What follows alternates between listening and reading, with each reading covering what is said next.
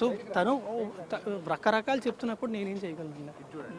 అంటే ఇప్పుడు నిజం సంబంధం లేనప్పుడు మీ ఫ్లాట్లో తనని ఇన్ని సంవత్సరాల పాటు ఏమండి రెప్యుటేషన్ ఎక్కడ పాడవుతుంది, ఎందుకు రచ్చలు, ఎందుకు మనకి ప్రశాంతంగా ఉందాం అని మాత్రం భయపడి లేదండి. మీరు గుళ్ళో పెళ్లి చేసుకున్నారని చెప్తుంది. ఏమండి అదే అంటున్నా, మీతోని మేము పెళ్లి చేసుకుందాం అని చెప్పింది, ఈయనతోని పెళ్లి చేసుకుంటానని చెప్పి మోసం చేశాను అని చెప్తుంది. ఏది నిజం అండి? అంటే మీరు కలిసి గణపతి పూజ కూడా చేసేవాళ్ళు. ఏమండి కలిసి ఒక ఇంట్లో ఉన్నప్పుడు నేను ప్రతి సంవత్సరం కూడా నాకు అంటే గుళ్ళకి వెళ్ళి పూజలు చేసి అయిన అలవాటు, ప్రతి సంవత్సరం కూడా వినాయక చవితి రోజు ఖచ్చితంగా పూజ చేయడం అనేది నాకు అలవాటు. అంటే ఒక్క రోజు మాత్రం ఖచ్చితంగా చేస్తాను. గణపతి పూజ చేస్తారంటే పెళ్లి చేసుకుంటే చేస్తారు కదా? కాదండి, మీకు గణపతి పూజ పెళ్లి చేసి చేస్తారు. గణపతి పూజ చేయడానికి పెళ్లికి సంబంధం ఏంటంటే ఏమంటే ఇద్దరం కలిసి ఒకే ఇంట్లో ఉండేవాళ్ళం అండి. ఒకే ఇంట్లో ఉన్నప్పుడు నువ్వు బయటకు వెళ్ళి కూర్చొని ఒకరిని పూజ చేస్తాను అనలేం కదా. ఎందుకు సార్, ఎందుకు ఇద్దరు ఒకే ఇంట్లో ఉండాల్సి ఏమంటే వివరణ live in relationship back then చెప్పా కదా అప్పట్లోనే.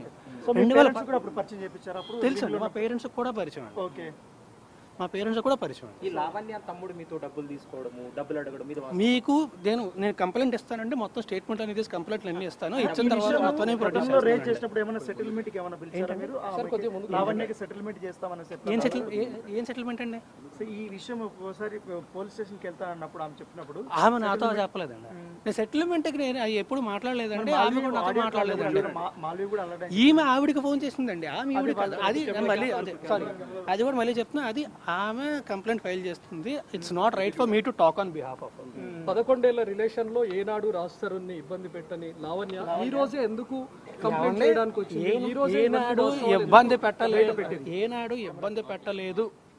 సరే, ఏనాడు ఫిర్యాదు చేయని లావణ్య 11 ఏళ్ల తర్వాత ఈ రోజు ఎందుకు పోలీసులను ఆశ్రయించాల్సి వచ్చింది? రాస్తారుని గురించి ఎన్నో విషయాలు ఎందుకు బయట పెట్టాల్సి వచ్చింది? ఎందుకంటే అండి నాకు తెలిసి నేను వీని కన్సల్టింగ్ లీగలీ బికాజ్ నా చుట్టుపక్కల ఉన్న వాళ్ళందరినీ ఆమె ఫోన్ చేసి ఇబ్బంది పెడుతుందని చెప్పి నేను లీగల్గా కన్సల్ట్ చేస్తున్నానండి. కన్సల్ట్ చేస్తున్న విషయం తనకు తెలిసి ఉంటుంది, నాకంటే ముందే తను స్టెప్ తీసుకుందామని చెప్పి తనకి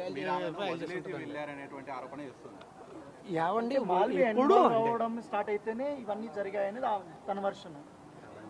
ఆమె ఏదన్నా చెప్తుంది, ఏమన్నా చెప్తారు. చివరిగా మీరు ఎప్పుడు కలిసారు సార్ లావణ్య? ఏళ్ళు కాదండి, మంత్స్ అయిందండి. అప్పటి వరకు మీరు రిలేషన్ మస్తాన్ సాయి అబ్బాయితో రిలేషన్షిప్ లో ఉందండి ఇప్పటికీ. నాకు హానెస్ట్గా చెప్తున్నాను, నాకు ఎగ్జాక్ట్ గుర్తులేదు, సంవత్సరంన్నర. మీకు చూపించారు.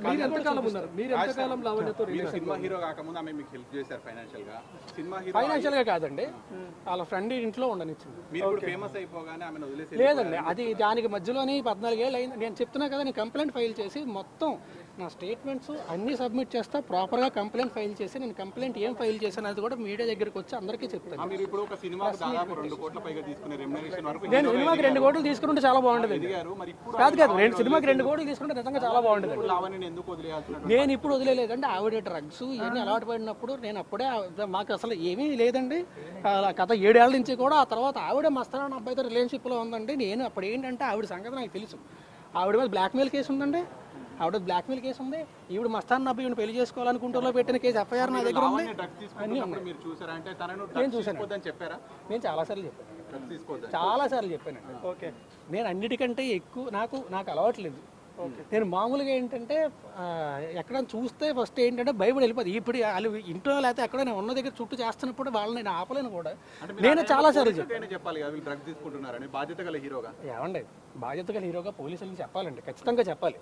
కానీ పోలీసులకి చెప్తే మళ్ళీ నా రెప్యుటేషన్ ఎక్కడ దెబ్బతింటుంది, వీళ్ళు ఏం రచ్చ చేస్తారు, నేను అది ఒక్కటే భయపడ్డాను. సార్, ఇన్ని రోజుల్లో లావణ్య ఎప్పుడైనా అంటే మీడియాకి వెళ్తానని లేకుంటే చాలా సార్లు అండి ఆల్మోస్ట్ ప్రతిరోజు ఇదే టార్చర్ ఉండేది నాకు. లేకపోతే నేను ఎప్పుడో వచ్చేవాడిని ముందుకి, ఇప్పటిదాకా ఎందుకు ఆగుతాను? చాలా సార్లు. ఇప్పుడు లావణ్య తల్లిదండ్రుల నుంచి మీకు ఏమైనా బెదిరింపులు వస్తాయి? ఓన్లీ లావణ్య మాత్రమే. ఆమెతో కూడా ఆమె పెద్ద దగ్గర బ్లాక్ చేసింది. ఆమె నాకు ఫోన్ రావట్లేదండి, నా చుట్టుపక్కల ఉన్న ఫ్రెండ్స్కి వీళ్ళందరికీ ఫోన్లు చేస్తాను.